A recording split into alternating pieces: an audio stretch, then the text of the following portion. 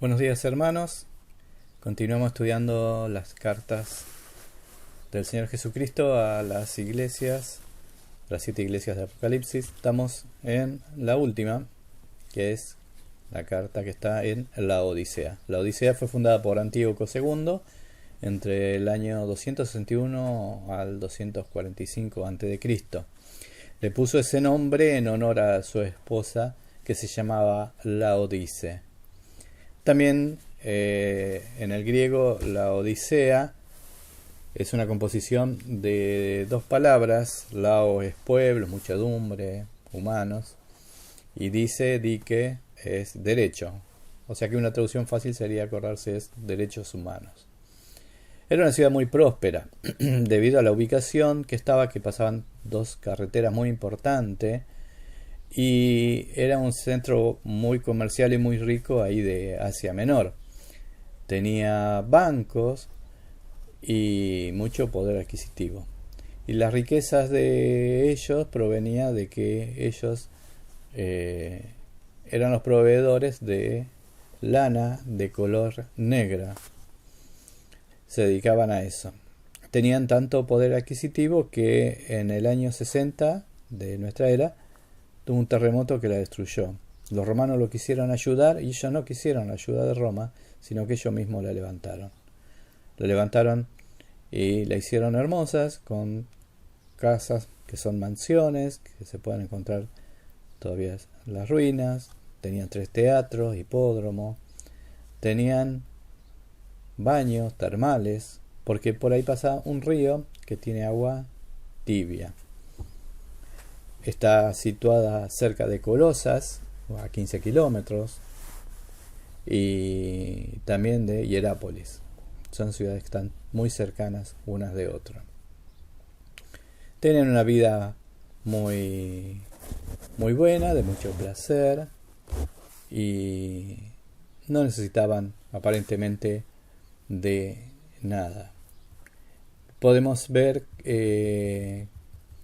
que Pablo, cuando escribe la carta a los colosenses, también escribió una carta a los de la Odisea, pero esa carta se encuentra desaparecida, y entre sí se intercambiaban las cartas porque eran para ambas iglesias, como estaban tan próximas.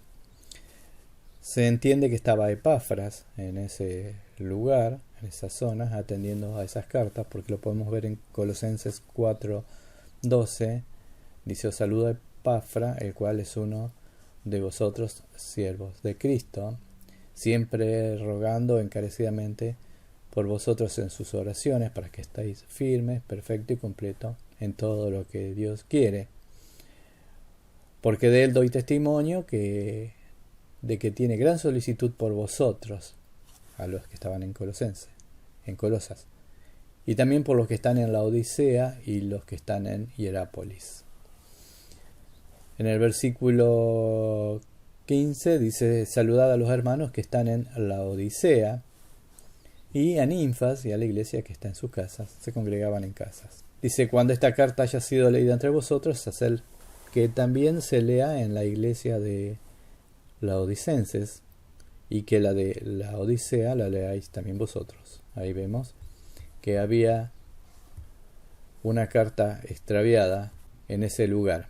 Vamos derecho a lo que nos dice la palabra de Dios en esta noche, estudiando esta carta de esta iglesia que está en la Odisea. Apocalipsis, vamos a leer desde el capítulo 3, desde el versículo 14 hasta el 22. Escribe al ángel de la iglesia en la Odisea. Siempre Jesús le está diciendo a Juan: escribe al ángel, al encargado, al pastor de la iglesia que está en la Odisea. Y Cristo se presenta: he aquí el Amén, el testigo fiel y verdadero, el principio de la creación de Dios, dice esto. Aquí Cristo se presenta como el Amén. Nosotros el Amén nos usamos una palabra muy común, se repite continuamente, en demasía, muchas veces sin prestar atención al significado de la palabra en sí. El amén es Cristo. Cristo es el Amén. Estas expresiones que hemos leído subraya la fidelidad del Señor Jesucristo. En Él todas las promesas son firmes e inconmovibles. Él es el testigo fiel y verdadero. Él es el garante de los pactos entre Dios y el hombre. Este es nuestro Señor Jesucristo, el testigo fiel. Nosotros definimos la palabra amén como así sea o así es. Esa es la interpretación que tenemos. También son interpretación de la palabra amén. Soy fiel a ello, quiere decir fidedigno, lleno de verdad. Todas estas palabras son sinónimos de amén. La palabra amén en cualquier idioma es amén, sea en hebreo, en griego, en latín, en inglés, en castellano, en alemán, es amén, porque es un acrónimo de letras del hebreo. Usan 3 letras. Usan la alef, la letra mem y la letra nul. La e, las vocales no existen en el idioma hebreo. La letra alef es el, que quiere decir Dios. Todas las palabras que terminan en el quiere decir de Dios. La segunda letra, men, quiere decir rey. Y la última letra, la n, nul, quiere decir fiel. Entonces la palabra amén quiere decir Dios, rey, fiel. Cuando nosotros estamos diciendo amén, estamos diciendo que Dios es un rey fiel. Estamos asegurando, y Cristo se presenta aquí como el amén, el testigo fiel, el verdadero, el principio de la creación de Dios. Estamos diciendo una característica de Dios, de nuestro Señor Jesucristo, porque las oraciones las hacemos en el nombre del Señor Jesucristo, que es Dios, es Rey y es fiel el Señor Jesucristo. Eso estamos diciendo a esa aseveración, porque como Él es fiel, Él promete y cumple. No es como el ser humano que promete y no cumple, o si alguien le es infiel, esa persona le vuelve a ser infiel. En 2 Timoteo 2:13 dice que si fuéramos infieles, Él permanece fiel, porque es un atributo de Él, porque Él no puede negarse a sí mismo. Y así se presenta Cristo. Y en 2 Corintios 1:20 dice, porque todas las promesas de Dios son en Él, sí, en Jesús, sí, en Él, amén. Es decir, todas las promesas de Dios son de un Dios rey y fiel. ¿Se entiende? Y todo esto para nosotros y para la gloria de Dios. También se presenta como el verdadero Dios. Podemos ver en Isaías 65:16 2 veces el Dios de verdad va poniendo ese título al Señor. En el Evangelio de Juan vemos seguidamente que cuando habla del Señor Jesús y está demostrando o abriendo y esclareciendo el reino de los cielos, Él dice, de cierto os digo. Ese desierto es amén, esa pura verdad, como podemos decir nosotros. Está diciendo Él, amén os digo. Realmente, fielmente le digo. Como será en Juan 8:51, dice, de cierto os digo que el que guarda mi palabra nunca verá la muerte. Son promesas que está diciendo el Señor. El que le es fiel nunca va a ver la muerte, porque el Señor no va a ver la muerte segunda, porque el Señor le dio vida eterna. Eso es amén. Ya en Levítico ahí se empieza a ver la palabra amén referida a Dios, que el pueblo tenía que decir amén a que Dios era su soberano. Por eso Cristo es un nombre de Cristo, el amén. Otro nombre que se da aquí es el principio. Hay iglesias como los Testigos de Jehová, los mormones, los arrianos antiguos, que Cristo era una creación de Dios, pero Cristo hizo toda la creación junto con el Padre. No tiene principio y fin. En Juan 1.3 dice, todas las cosas por Él fueron hechas, y sin Él nada de lo que ha sido hecho fue hecho. En Colosenses 1.15 dice que Él es la imagen del Dios invisible. Se visualiza a Dios a través del Señor Jesucristo, el primogénito de toda creación, porque en Él fueron creadas todas las cosas, y las que hay en el cielo, los que hay en la tierra, todo fue creado por Cristo.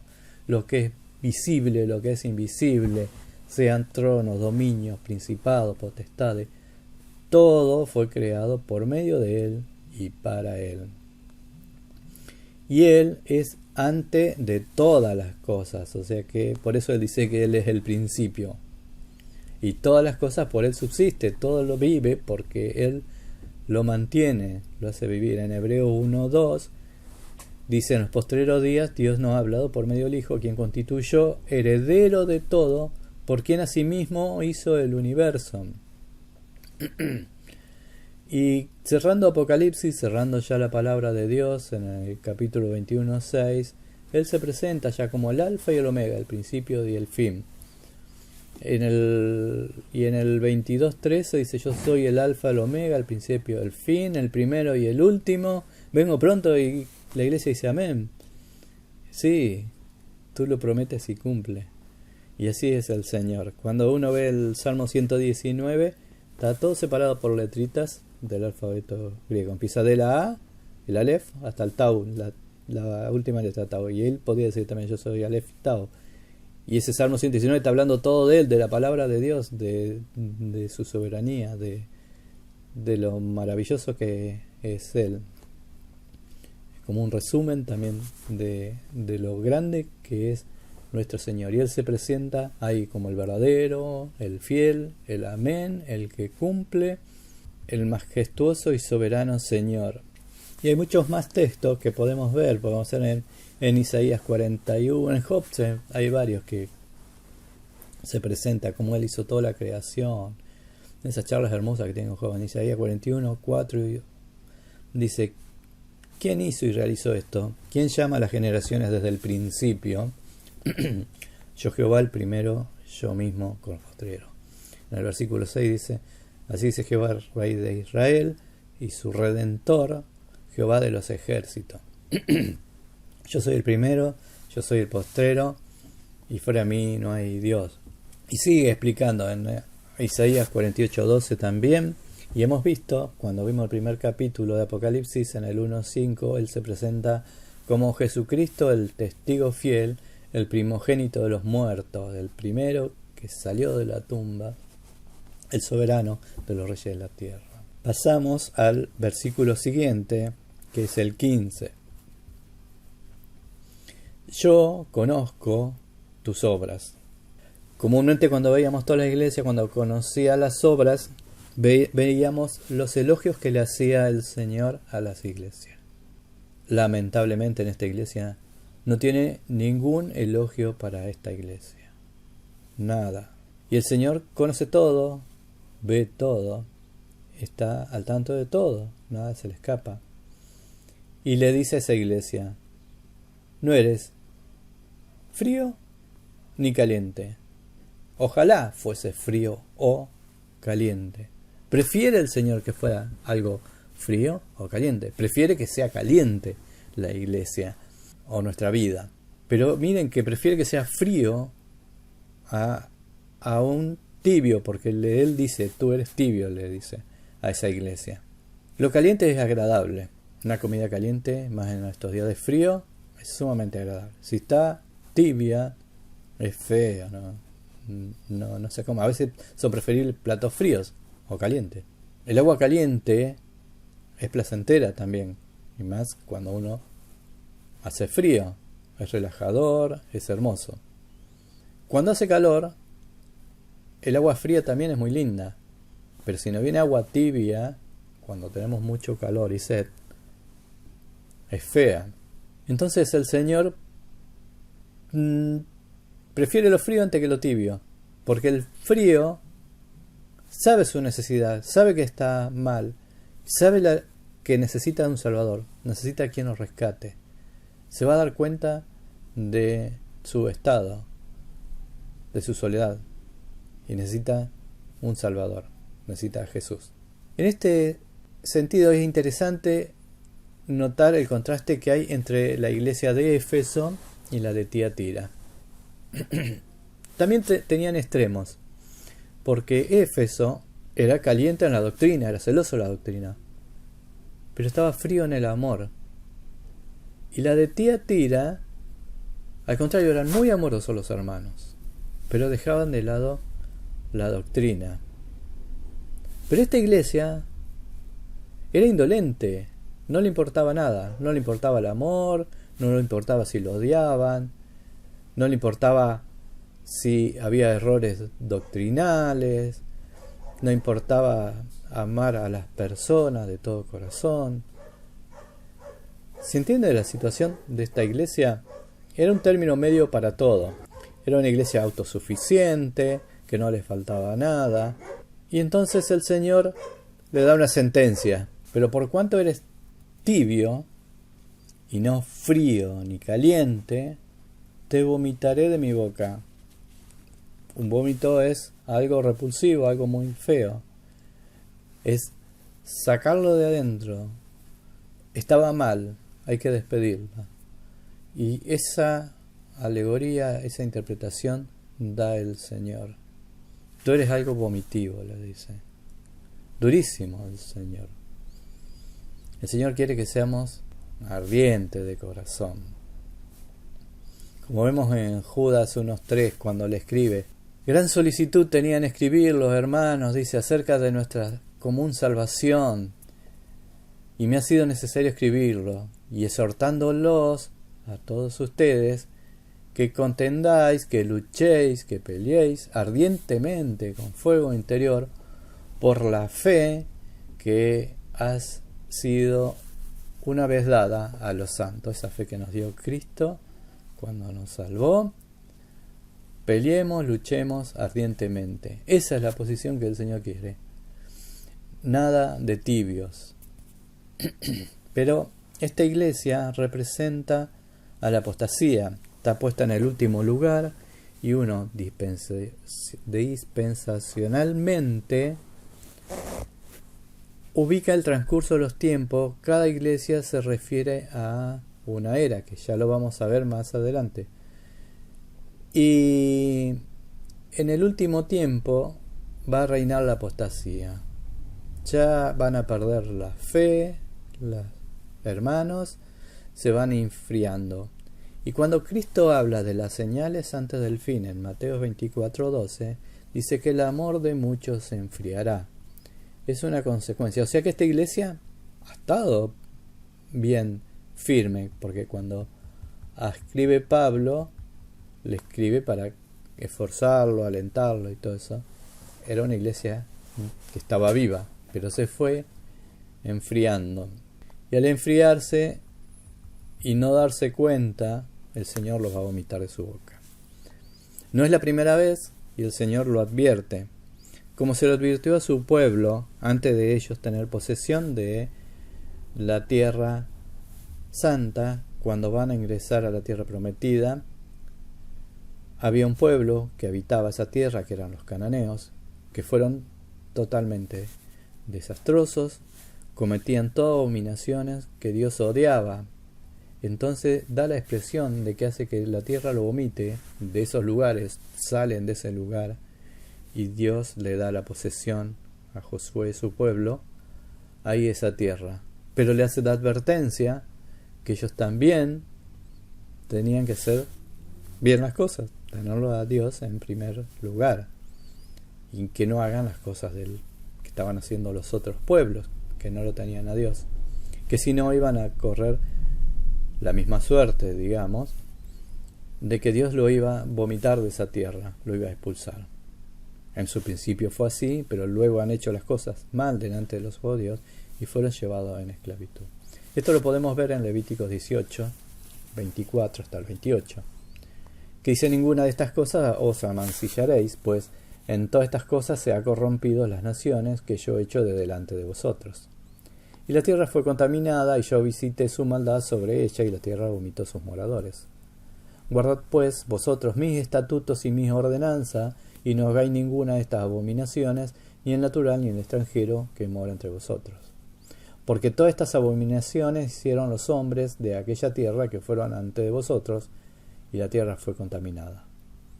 No sea que la tierra os vomite, acá está la palabra, por haberla contaminada, como vomitó a la nación que lo habitó antes de vosotros. El Señor le advierte. Y entonces tenemos que reflexionar en qué consiste esa tibieza de corazón. Y comúnmente es ser indiferentes a las cuestiones espirituales, darle lo mismo, no preocuparse por lo que dice la palabra de Dios o lo que nos enseña Dios o qué quiere el Señor en su voluntad. No le importa que haya errores doctrinales, no se preocupa tampoco por combatirlos, por mejorarlos, para aclararlos, no piden la dirección a Dios, le da todo lo mismo. Empieza a faltar el compromiso con las cosas del Señor. No se preocupan por uno mismo, por crecer espiritualmente, no se preocupan por las almas, no se preocupan por llevar el plan de salvación a los demás, pierden el amor por los perdidos, se van pareciendo cada vez más al mundo, se mimetizan con el mundo, van dejando de ser esa luz que Cristo quiere que sea, esa sal que le da vida, sabor, cambia a este mundo. Llega un momento en que ya están totalmente confundidos con el mundo.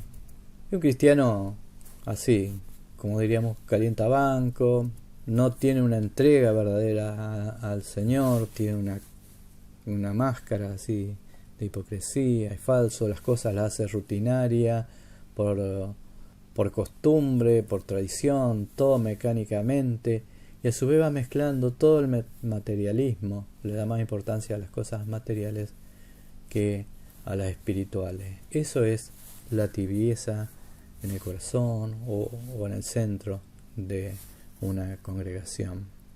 Y el peor problema es que no se ve, no se dan cuenta o no nos damos cuenta de lo que está sucediendo. Porque en el versículo 17 el Señor Jesús dice: porque tú dices, tú te crees que sos, tú te expresas diciendo yo soy rico. Estaba en una ciudad pujante que dinero no le faltaba y sabían negociar, y dice: me he enriquecido y de ninguna cosa tengo necesidad. Si yo tengo poder adquisitivo para conseguir las cosas, las consigo, y entonces no tengo la necesidad de pedírsela a Dios. Entonces me voy olvidando de Dios. Pero Dios nos puso como buenos administradores.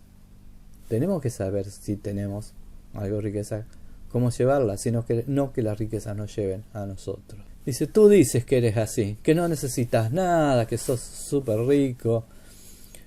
Pero el Señor dice, y le abre los ojos: ¿sabes que estoy viendo de ti? Que no sabes que eres un desventurado. No tenés un buen final, no tenés una buena aventura. No vas por buen camino. Eres un miserable. Puedes tener dinero, plata, pero ni siquiera la gastás en vos, ni se las das a los demás. Eres un pobre espiritualmente, porque lo único que tenía era dinero. Pero le faltaba lo mayor, el mayor riqueza que una persona puede tener, que es Cristo en su corazón. Estás ciego, no te das cuenta de las cosas, y a su vez estás desnudo. Ahora vamos a ver cada detalle.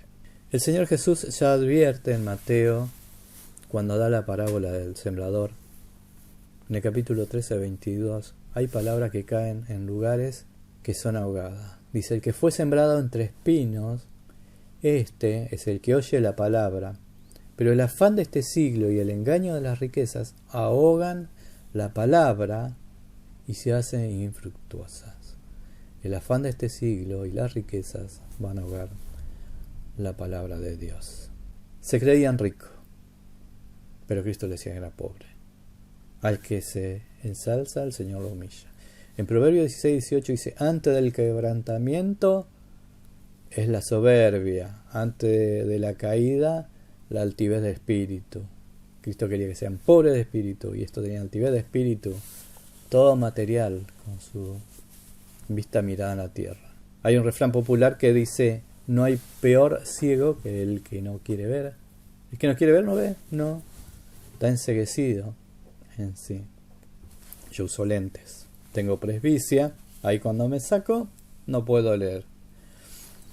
Pero lejos veo bien, así que a los demás puedo ver. El Señor Jesús decía: son especialistas en juzgar, porque ven la paja en los demás, algo chiquitito lo ven, y la viga que nos está tapando los ojos no la podemos ver.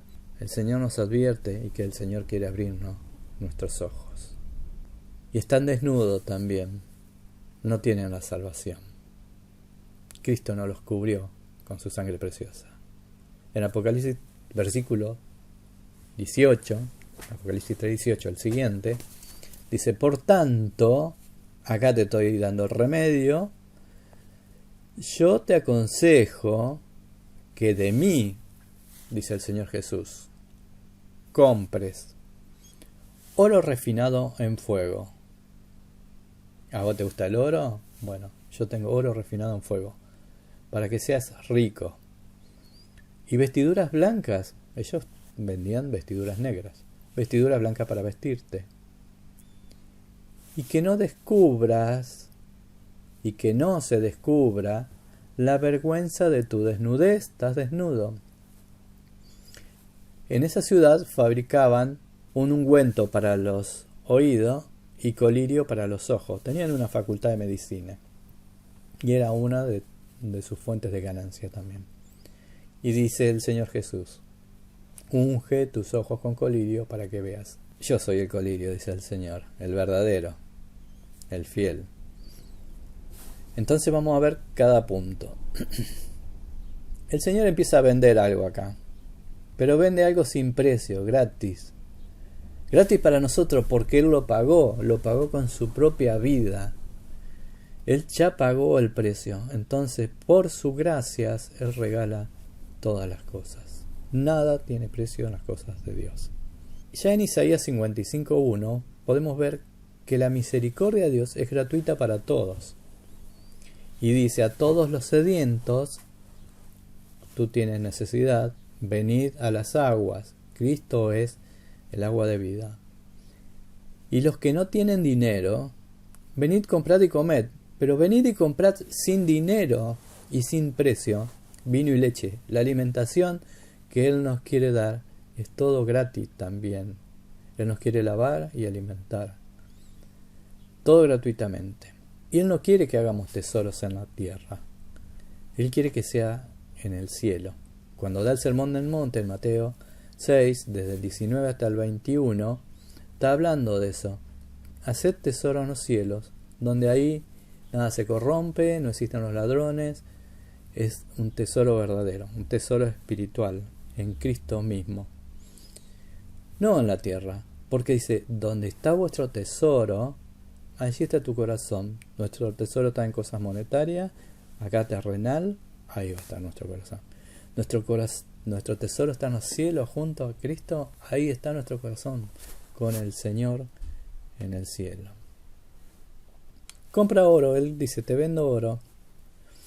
Y en 1 Pedro 1:7 podemos leer: para que sometida a prueba vuestra fe, mucho más preciosa que el oro.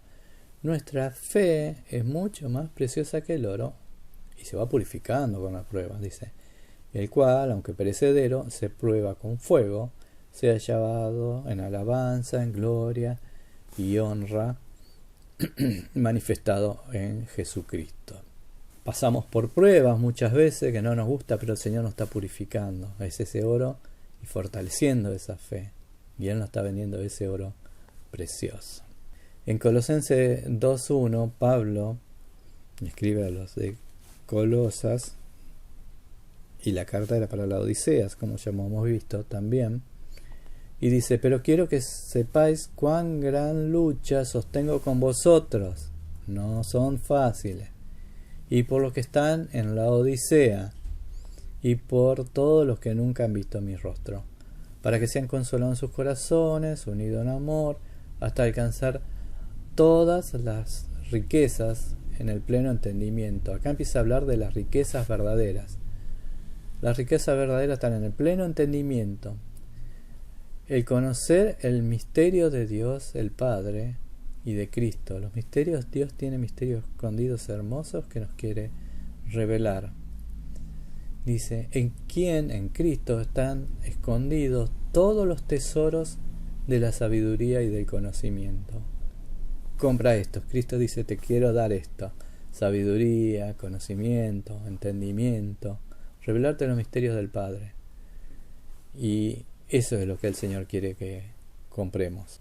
También el Señor los veía como desnudos y los quería vestir. Y le ofrece vestiduras blancas a ellos. Y las vestiduras blancas que el Señor nos quiere dar, como hemos visto ahí en Apocalipsis 3:5 anteriormente, en Gálatas 3:27 nos dice que todos los que habéis sido bautizados en Cristo, de Cristo estáis revestidos. El Señor limpió nuestra vida. Hay un corito que sea negro por el pecado. Lo sacó Cristo y Él nos dio vestiduras limpias. Así nos ve el Señor, justificado, puro, perfecto a través de Cristo, que nos reviste, nos da esa cobertura exterior. Y el Señor viste esas vestiduras blancas. Son necesarias las vestiduras blancas que da Cristo cuando uno nos salva. En Mateo 22 habla de una boda. Y había gente que no estaba vestida para la boda. En el versículo 11 dice, entró el rey para ver a los convidados y vio allí a un hombre que no estaba vestido de boda.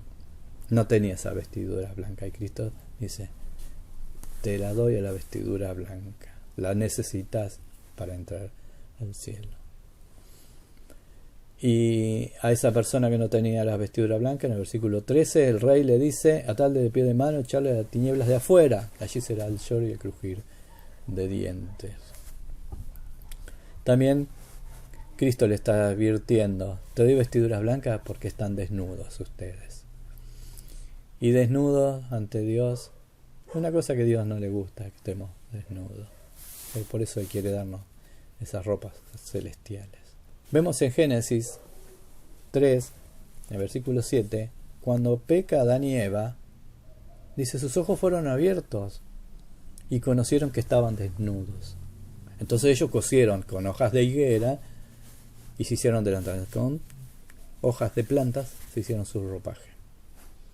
En el versículo 21 del mismo capítulo, dice, y Jehová Dios hizo al hombre y a su mujer túnicas de pieles y los vistió, símbolo de nuestro Señor Jesucristo. Era una piel que lo tenía que cubrir de un animal, y lo podemos ver en Juan 1:29, a Juan el Bautista viéndolo al Señor Jesucristo venir hacia él, y él expresa, he aquí el Cordero de Dios que quita el pecado del mundo. Ese Cordero de Dios es el que nos reviste, el que nos cubre de nuestra desnudez. Estamos en tiempo de cuarentena y los padres tienen que leer cuentos a los niños. Yo les recomiendo que le lean a sus hijos un cuento que se llama El traje nuevo del emperador o El rey desnudo, escrito por Hans Christian Andersen, que es muy interesante. Es un rey que era fanático de tener el mejor vestuario que pudiera tener, continuamente se miraba al espejo, se vivía cambiando, y ahí arranca el cuento. No le voy a contar el fin, tienen que estudiarlo, a ver si el rey estaba vestido o estaba desnudo. Esta iglesia, el Señor dice, ustedes están desnudos. Esa iglesia de la Odisea solo tenía ojo para ver las cosas materiales. Nosotros, ¿cómo están nuestros ojos? ¿Vemos solo las cosas materiales? ¿O nuestros ojos están hacia las cosas del Señor? El Señor quiere abrir los ojos. En el Salmo 146:8 dice, Jehová abre los ojos a los ciegos. Está lleno de versículos la palabra de Dios, como Dios y Cristo abre los ojos. Cuando Cristo comienza su ministerio, él entra a una sinagoga y abre un libro, le dan el libro, él lo abre y abre en Isaías, y lo podemos leer en Lucas 4:18, que dice: el Espíritu del Señor está sobre mí, por cuanto me ha ungido para dar buenas nuevas a los pobres, me ha enviado a sanar a los quebrantados de corazón, a pregonar libertad a los cautivos y vista a los ciegos. No está haciéndose referencia a la vista de enfermedad, sino a abrir las vistas a cada uno de los que hemos estado ciegos. El Señor nos quiere abrir los ojos. Y él cierra ahí diciendo: y hoy se ha cumplido esta profecía. Y a partir de ahí el Señor va viendo vista a cada uno de quien le piden ver. Y el que no quiere ver va a ser juzgado.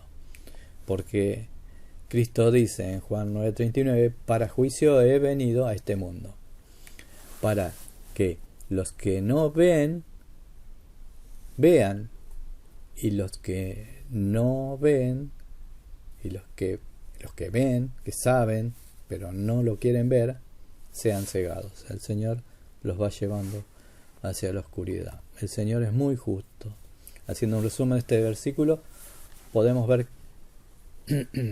que en realidad Cristo es todo lo que necesita el ser humano y nada más. Las verdaderas riquezas son divinas y van en contra de nuestra pobreza espiritual, y el Señor quiere que seamos ricos en Él.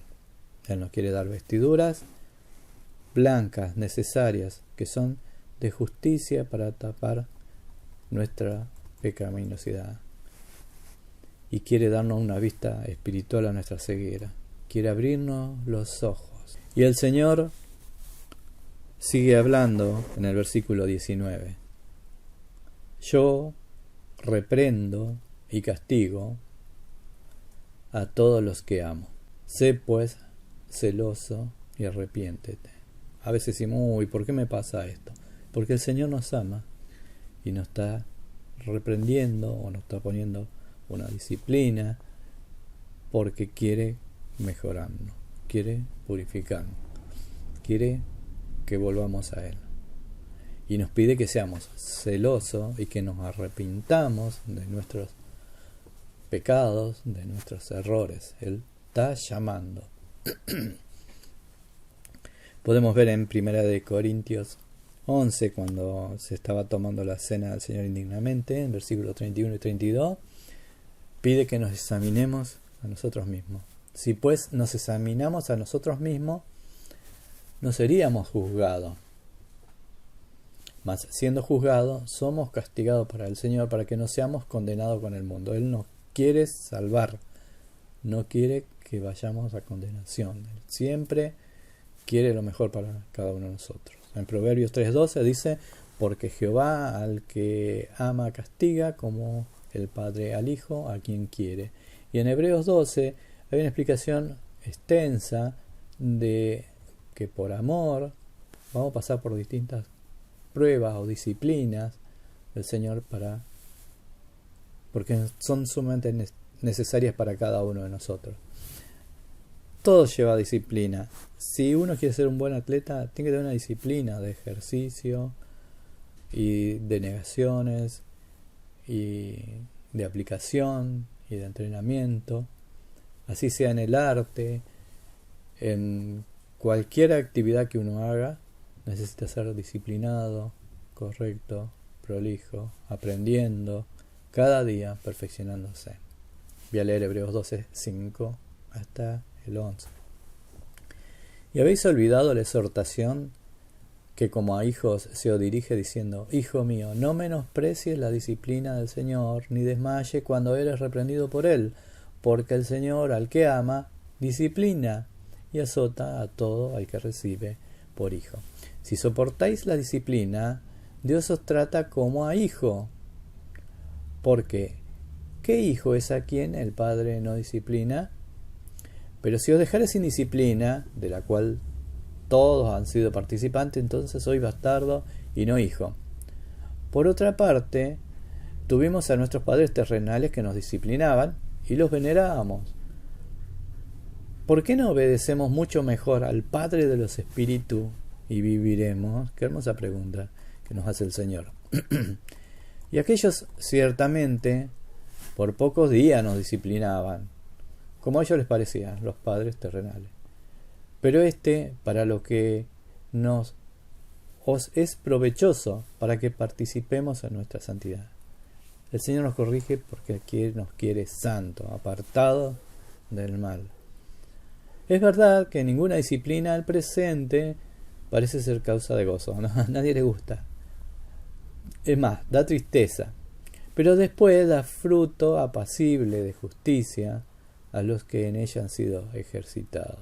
El Señor nos va probando. No nos gusta, nos rebelamos, nos enojamos, pero es para nuestro bien. Da fruto apacible de justicia a los que están pasando por esas pruebas.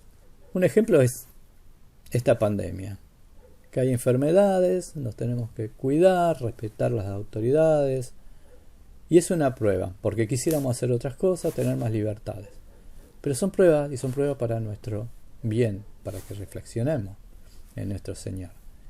Y me gusta Romanos 5, desde el 2 al 5, le voy a leer, dice, porque por quien también tenemos entrada por la fe, que es el Señor Jesucristo, y a esta gracia en la cual estamos firmes, y nos gloriamos en la esperanza de la gloria de Dios. Nuestra fe está puesta en el cielo. Y no solo esto, sino que también nos gloriamos, nos alegramos en las tribulaciones. A veces no nos alegramos en las tribulaciones, pero sí nos tenemos que alegrar en las tribulaciones. Porque dice, sabiendo que la tribulación va a producir a nosotros paciencia. Si no tenemos paciencia, el Señor va a mandar tribulación hasta que aprendamos paciencia. Si no tenemos paciencia, y esta paciencia nos lleva a soportar la prueba. Y la prueba nos da esperanza, porque tenemos nuestra esperanza en el Señor. Y esa esperanza no avergüenza, porque es hermosa la esperanza que tenemos. Es una esperanza viva.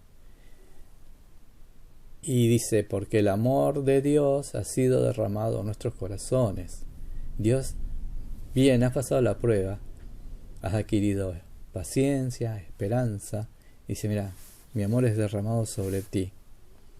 Y lo notamos, dice, en el Espíritu Santo que nos fue dado. Cristo nos puso su Espíritu Santo en nuestro interior.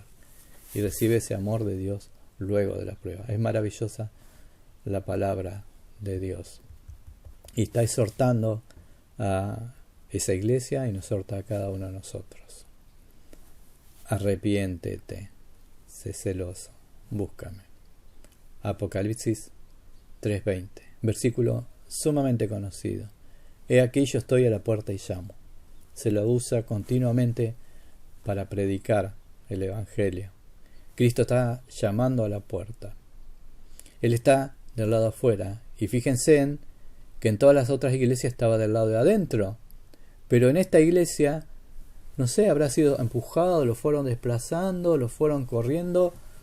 No lo necesitaban ya a Cristo. Lo quedó afuera de la puerta. Es más, le cerraron la puerta después que quedó afuera. Y él está ahí golpea la puerta y le dice a esa iglesia, y nos dice a cada uno de nosotros, estoy a la puerta y llamo, estoy esperando, tengo paciencia, te estoy dando oportunidad, te estoy llamando, dice el Señor. En Apocalipsis 1, en el versículo 12 y 13, los vemos al Señor que está en medio, dice, y me volví para ver la voz de los que hablaban conmigo, y vuelto vi 7 candeleros de oro, que representaba a esas iglesias, y al Espíritu Santo, y en medio los 7 candeleros, uno semejante al Hijo del Hombre, pero acá no estaba en medio, ya estaba fuera el Señor, ya lo habían desplazado totalmente al Señor, y él estaba ahí, golpeándolo, llamándolo, ofreciéndole todo lo que estaba necesitando. ¿Y le abrirían o no? Continúa el versículo y dice, si alguno oye mi voz y abre la puerta. Sabe el Señor que no van a ser muchos. Dice, si alguno, uno o alguno. Fíjese que está en singular ahí la palabra. Si alguno tiene el oído todavía destapado, porque ellos fabricaban un producto para la sordera, Habrá alguien, golpea fuerte el Señor, porque el Señor nunca fuerza la puerta, Él no entra si no se le abre. Él dio libertad a cada persona, libertad de elección. Si alguno le abre la puerta, dice, ¿alguno escuchó mi voz? ¿Alguno le toqué el corazón? ¿Alguno sintió necesidad de mí y viene y me abre la puerta? A ese que me abre la puerta, dice, entraré a él. Todo individual está hablando. No está hablando de una iglesia, está hablando a cada una de las personas. Cenaré con él, que para él es un privilegio cenar con uno de nosotros. Y él conmigo. Y al contrario, el privilegio es nuestro estar con el Señor. El Señor está afuera, del lado afuera de la iglesia, golpeando. Y Él quiere que le abras tu corazón. Él quiere entrar a tu vida. Él quiere cenar contigo. En Apocalipsis 19 vemos que Él está preparando una cena también. Y dice, gocémonos y alegrémonos y démosle gloria porque ha llegado la boda del Cordero. Y su esposa se ha preparado, la iglesia está preparada.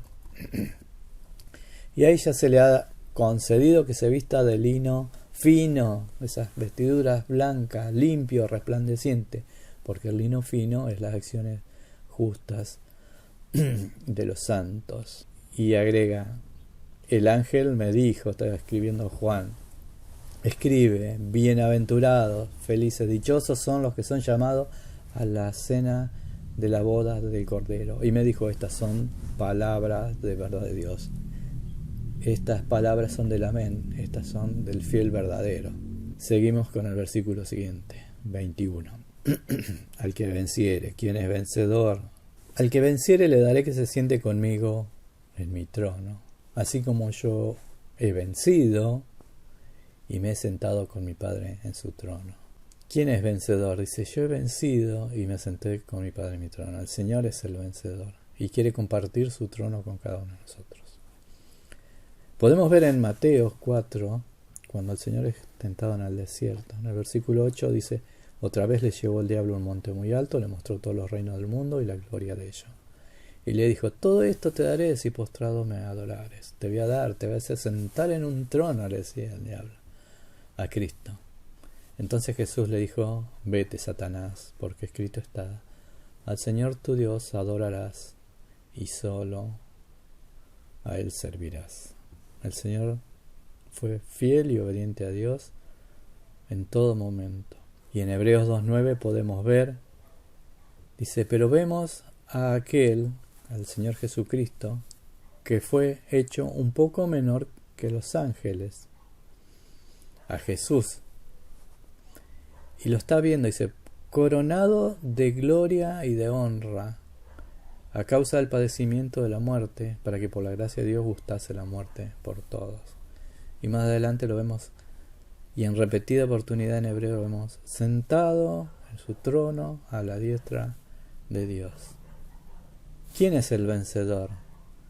En 1 Juan 5.5 hace esa pregunta, y dice, ¿quién es el que vence al mundo? Y acá está la contestación, sino el que cree que Jesús es el Hijo de Dios. Tú crees en el Señor Jesucristo de todo tu corazón, que Él es el Hijo de Dios, te arrepiente, pide perdón de tus pecados, Él te perdona y te hace más que vencedor. Le promete a sus discípulos y a nosotros también que vamos a reinar con Él en el cielo. En Lucas 22, 28 al 30, le está diciendo a sus discípulos, pero vosotros sois los que habéis permanecido conmigo en mis pruebas. Y también nos dice a nosotros, si nosotros permanecemos en sus pruebas. Pues yo os asigno un reino con mi Padre, como me lo asignó a mí.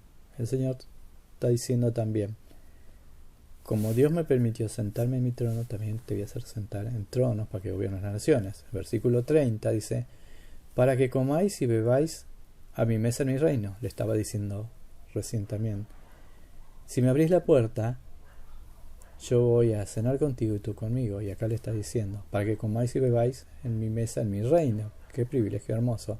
Y a su vez dice, os sentéis en tronos juzgando a las 12 tribus de Israel, a sus discípulos le iba a dar que juzgue también a ellos. ¿Cuánto nosotros necesitamos ser ardientes de corazón, no ser tibio? ¿Cuánto necesitamos las pruebas para ir perfeccionándonos? Porque mientras estamos en el mundo, Él está probando nuestra fidelidad, porque Él es fiel. Porque al fin y al cabo vamos a tener que gobernar el universo, que es una responsabilidad inmensa. Y el Señor no lo puede dejar en manos de cualquiera, por eso nos va preparando, perfeccionando en nuestro vivir. Versículo siguiente, el 22, cierra este capítulo, cierra las cosas que son en este presente, en este estudio que estuvimos viendo. El que tiene oído, oiga lo que el Espíritu dice a la iglesia. El Espíritu Santo nos está diciendo todas estas cosas. ¿Entendimos? Esto es lo que sucede. Que el Señor nos ayude a abrir nuestros ojos. Me gusta cuando Eliseo estaba rodeado de enemigos y su criado tenía mucho temor. Lo podemos ver en 2 Reyes 6:10. Y Eliseo oró y le dijo: te ruego, Jehová, que abra sus ojos para que vea. Entonces Jehová abrió los ojos del criado y miró. Y he aquí que el monte estaba lleno de gente a caballo y de carros de fuego alrededor de Eliseo. Tenemos los ojos cerrados, no vemos las cosas de Dios. Son más los que están con nosotros que los que están en contra de nosotros. Maravilloso, hermanos, que el Señor nos bendiga a tener esa visión.